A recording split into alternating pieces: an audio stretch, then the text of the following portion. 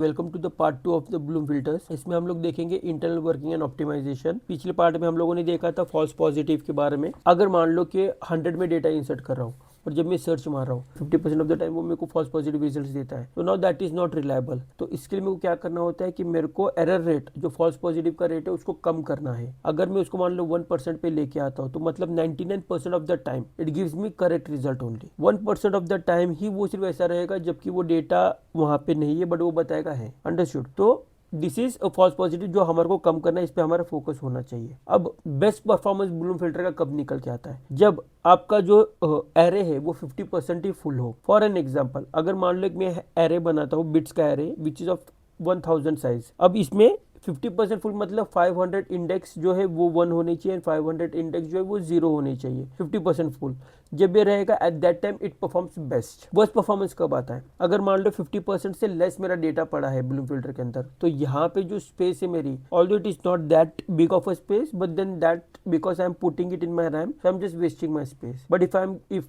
My data is more than 50%, मतलब 500 की नहीं, मतलब 700 या 800 900 इस तरीके से अगर मेरे बिट्स 0 के 1 हुए, उतने इंडेक्स अगर मेरे फुल हो चुके हैं, देन अब क्या होगा कि वो मेरे को too many false positive result देना स्टार्ट कर देगा। और मेरा अल्टीमेट पर्पस क्या? फॉल्स पॉजिटिव रिजल्ट कम करना है। सो मेरा ऑलवेज फोकस ये होना चाहिए कि मेरे पास जो एरे है उसके अंदर सिर्फ 50% ही डेटा फुल होना चाहिए, उससे ज्यादा नहीं। अब इसके लिए फिर यहाँ पे दो मेन स्ट्रैटेजी पे मेरे को काम करना पड़ता है generally. Optimum and correct hash function, इसको यूज करना है, एंड दूसरा ऑप्टिमम बिट्स पर आइटम। ये आगे हम लोग समझेंगे। तीन इंपॉर्टेंट पैरामीटर पहले समझना। MNK, what is M means total size of an array. मैं एरे का कितना साइज ले रहा हूँ। फॉर एन एग्जांपल, जब हम लोगों ने लिखा बिट ऑफ साइज है 1000, so this is like 1000 size of an array. I can take 1 lakh, 2 lakh, 1 million, 10 million, whatever it is. So that size of an array that represents M. Second is N, number of items that I am going to save. 1000 size का array है but उसके अंदर मैं 100 items insert करने वाला हूँ, so it represents that. K represents number of hash functions, so M and K. M means total size of an array, N means number of items that I want to insert in my Bloom filter, and K means number of hash functions that I'm going to use. और M by N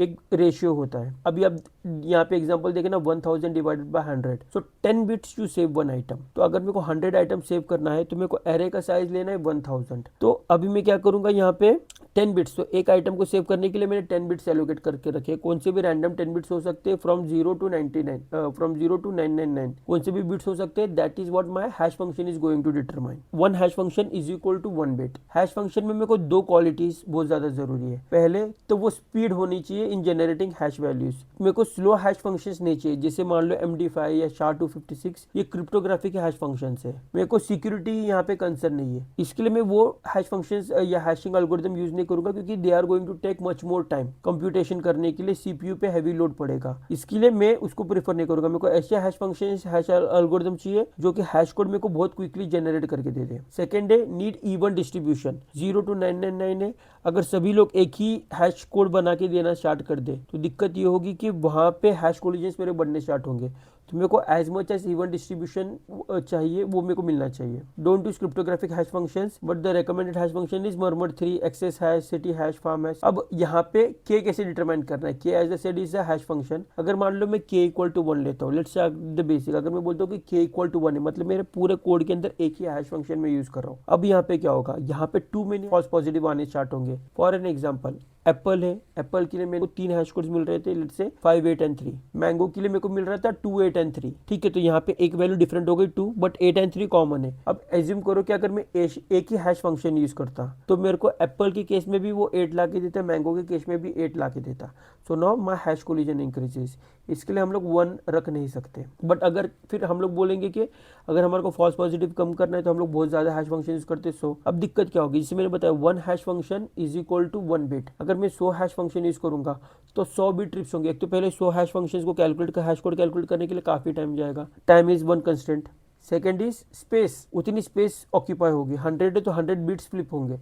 तो just imagine करो, अगर मैं 1000 का array ले रहा हूँ, उसके अंदर अगर मैं 100 बिट फ्लिप कर रहा हूँ तो कुछ ही डेटा के साथ मेरा ऑलमोस्ट पूरा का पूरा वो भर जाएगा। बट हमारे क्राइटेरिया क्या था, 50% हमारे को भरना है, तो यहाँ पे बहुत ज्यादा और बहुत जल्दी वो ऑक्यूपाई हो जाएगा, की वजह से हमारा परफॉर्मेंस काफी हैम्पर होना स्टार्ट करेगा। सो नाउ, जैसे मैंने बताया था कि हमारे को फॉल्स पॉजिटिव जो है वो हमारे को बहुत कम करना है। तो यहाँ पे मैं बता रहा हूँ फॉल्स पॉजिटिव 1% का मतलब, अगर मैं 100 इंसर्शन कर रहा हूँ तो 1% मतलब 99% of the time I should be getting a correct data. तो इसको भी को अचीव कैसे करना है? First I need to use 7 hash functions and second reserve 10 bits of saving one item. 7 hash functions मतलब k equal to 7, 10 bits means m/n ratio.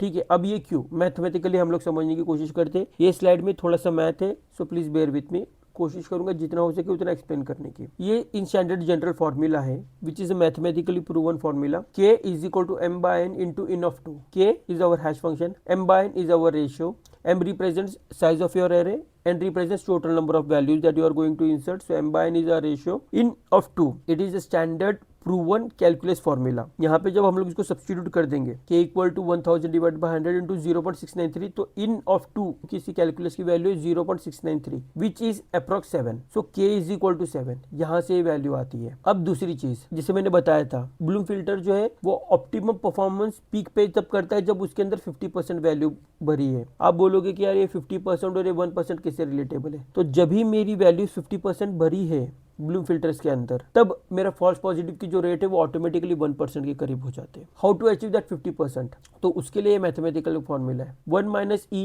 Exponential minus K into N by M. ये हमारा formula है। अब मैं अगर मैं value substitute करूंगा, k की वैल्यू यहाँ पे हम लोगों ने कंप्यूट किया था k इक्वल टू 7, तो 7 n by m which is 10, ये हम लोगों ने कंप्यूट किया था। अब अगर मैं करता हूँ 1 minus E of exponential minus 0.7, तो ये मेरे को वैल्यू मिलती है 1 माइनस 0.496 विच इज 50%। तो आप ये ट्राई करके देख लेना आपके एंड पे कैलकुलेट करके। Always you are going to get this 50% value only approximately. इसका मतलब ब्लूम फिल्टर हमारा 50% वैल्यू ही एकोमोडेट करता है, उससे ज्यादा वो एकोमोडेट करता नहीं है। और जब वो 50% करेगा at that time it is going to be at its top most performance. अब इसको ऑप्टिमाइज कैसे करना है? Final thing, murmur hash, XX hash, इस तरीके से हैश फंक्शन यूज करो विच इज एक्सट्रीमली फास्ट, ना कि आप क्रिप्टोग्राफी के हैश फंक्शन यूज करना।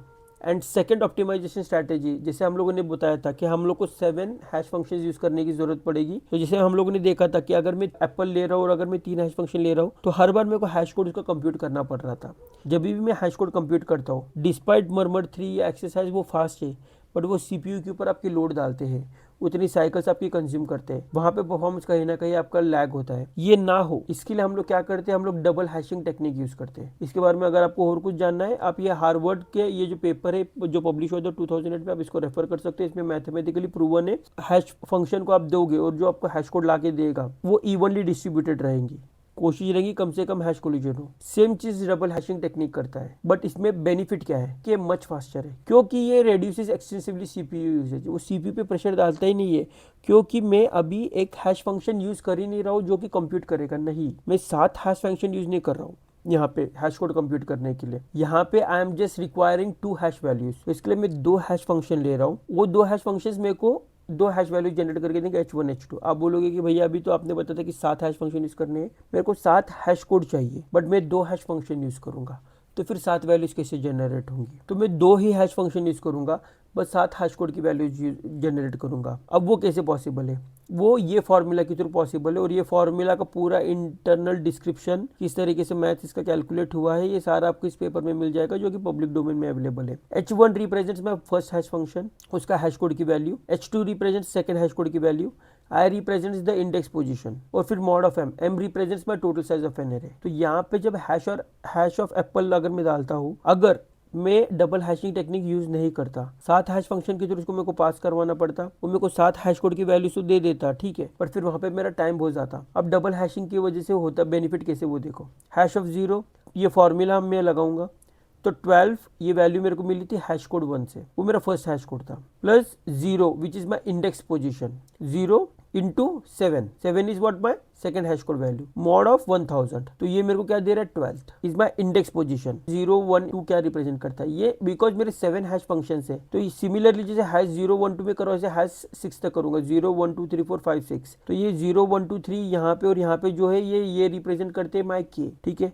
तो 12 प्लस 1 इंटू 7 मॉड 1000, ये मेरे को देगा 19, प्लस 12 प्लस 2 इंटू मॉड 7, ये मेरे को देगा 26। तो तुम देखो कि मैंने 2 हैश कोड ही जनरेट किया है, 1 एंड हैश 2, 12 एंड 7, बट इसको यूज करके by applying this mathematical formula I am able to generate 7 hash codes. And आप बोलोगे कि यार ये आप तो इन मेमोरी जनरेट कर रहे हो, हैश कोलिजन नहीं होगा। अगेन अगर आपको ज्यादा जानना है आप ये पेपर रेफर करो, this has been proven mathematically कि ये आपको उतना ही इवनली डिस्ट्रीब्यूट करके हैश कोड जनरेट करके देगा जितना अगर आप कंप्यूटेशनली थ्रू करते थे तभी भी उतना ही होगा। बेनिफिट क्या है कि बिकॉज यहाँ पे मैं सीपीयू पे जा नहीं रहा हूँ, उसको मैं बोल नहीं रहा हूँ कि भैया तो हैश फंक्शन एग्जीक्यूट करके हैश कोड ला के दे, everything I am doing in memory, so that is the reason it is way faster. ये मेरे को बेनिफिट मिलेगा। This is an optimisation strategy.